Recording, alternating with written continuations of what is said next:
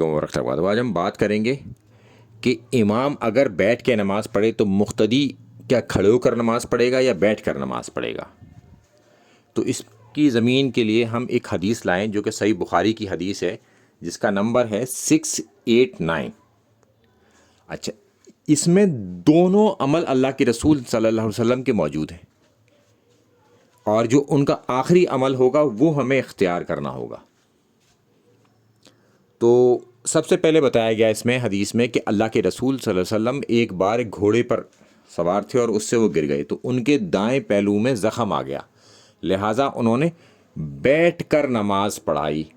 اور مقتدیوں نے بھی بیٹھ کر نماز پڑھی. اور نماز سے فارغ ہونے کے بعد اللہ کے رسول صلی اللہ علیہ وسلم نے فرمایا کہ نماز میں امام کی اتباع کرو. اگر وہ کھڑا ہو تو تم بھی کھڑے ہو، وہ رکوع کرے تو تم بھی رکوع کرو، وہ رکوع سے اپنا سر اٹھائے تو سمع اللہ لمن حمدہ کہے تو تم کہو ربنا لک الحمد، اور جب وہ بیٹھ کے نماز پڑھائے تو تم بھی بیٹھ کر نماز پڑھو.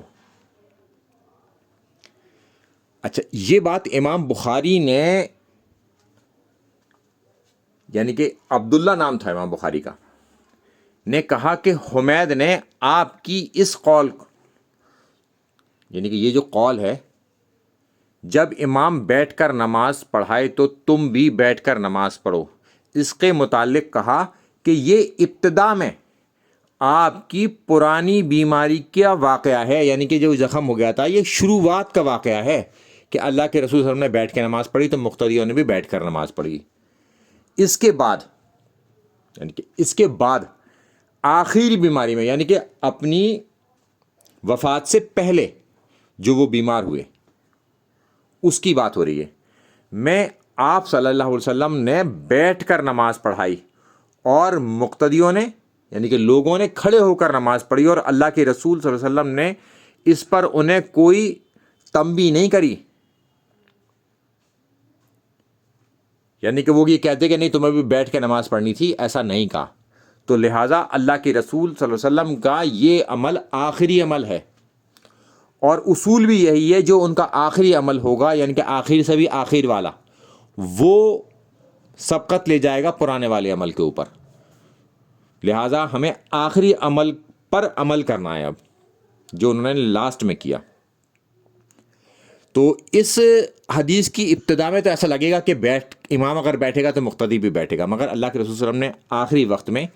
خود بیٹھ کر نماز پڑھائی اور مقتدیوں نے کھڑے ہو کر نماز پڑھی، اور اس پر انہوں نے کسی کو ٹوکا نہیں، کسی کو تنبیہ نہیں کی کہ نہیں تمہیں بھی بیٹھ کے نماز پڑھنی ہے. تو لہٰذا یہ عمل اب اللہ کے رسول صلی اللہ علیہ وسلم کے فعل سے ثابت ہوا.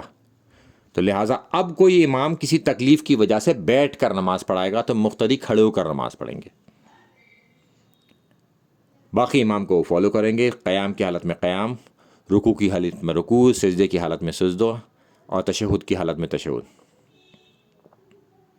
اس تمام چیزوں کو اسی طریقے سے فالو کریں گے جیسے فالو کیا جاتا ہے. بس امام بیٹھا ہوگا اور آپ کھڑے ہوں گے. عموماً اس طرح سے ہوتا نہیں ہے، مگر اب کہیں ایسا ہو جائے تو اس کے لیے ہے، یا کوئی آپ سے سوال کرے تو اس کے جواب کے طور پر. اور یہ بات یہ حدیث جو ہے ڈسکرپشن باکس میں بھی آپ کو مل جائے گی.